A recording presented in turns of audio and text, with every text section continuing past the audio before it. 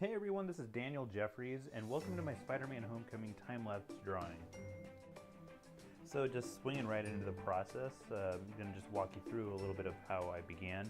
I had a thumbnail that I was using as a reference, and then I just took a colored blue pencil and was just outlining what I thought would be a good scene, kind of refining the small details and working my way from there.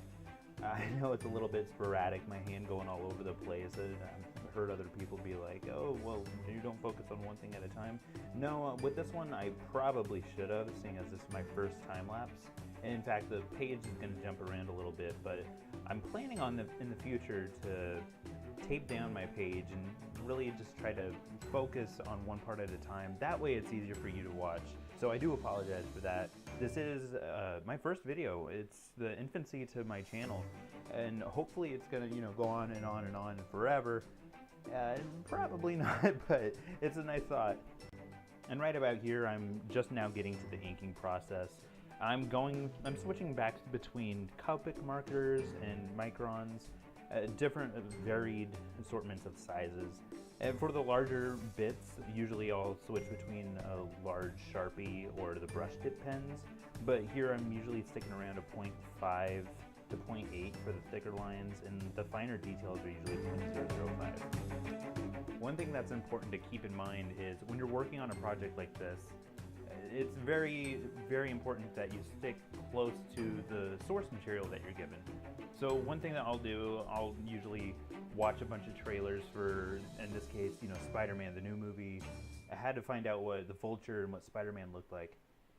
And I've been screenshotting a lot of the trailers. That's not always gonna cut it though. So I would recommend, obviously you can go to Google and you can look for references on there. It's not always going to be the best thing. I found like 3 different versions of the Vulture between promo art and screenshots from the movie.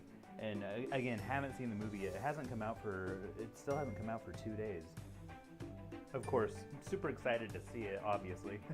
But one of the best ways that I found that you can get good resources for what your character looks like is go to websites that make toys, that make scale modeled versions of these characters. They put a lot of detail in those, and they usually know what the character looks like beforehand.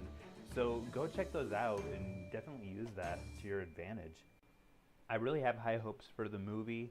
I've always been a huge Spider-Man fan, and Spider-Man and Batman have always been my 2 go-to superheroes ever since I was a little kid. Loved both of them.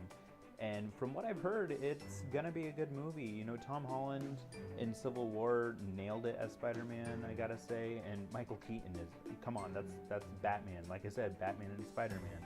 So for him to be in this movie, that's just a meshing of both of the great worlds that I've always dreamt to see.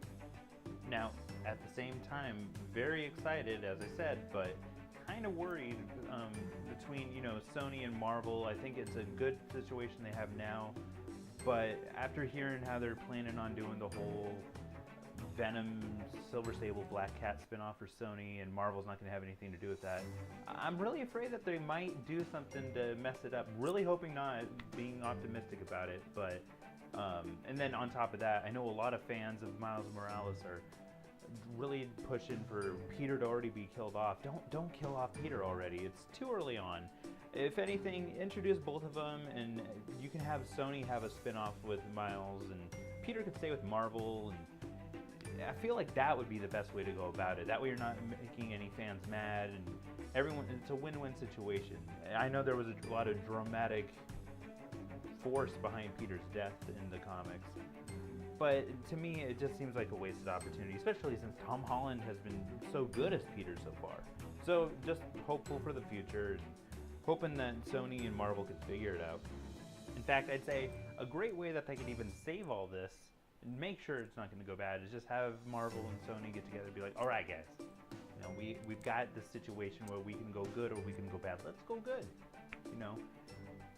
Make Infinity War part of the Secret Wars comic storyline. Give Spidey the black suit, and then that could be the Venom spin-off movie. And I know a lot of people want a rated R Venom movie, and that's probably why Marvel is distancing themselves from it. But I feel like if they kind of pulled back on that, it might be able to be part of it all.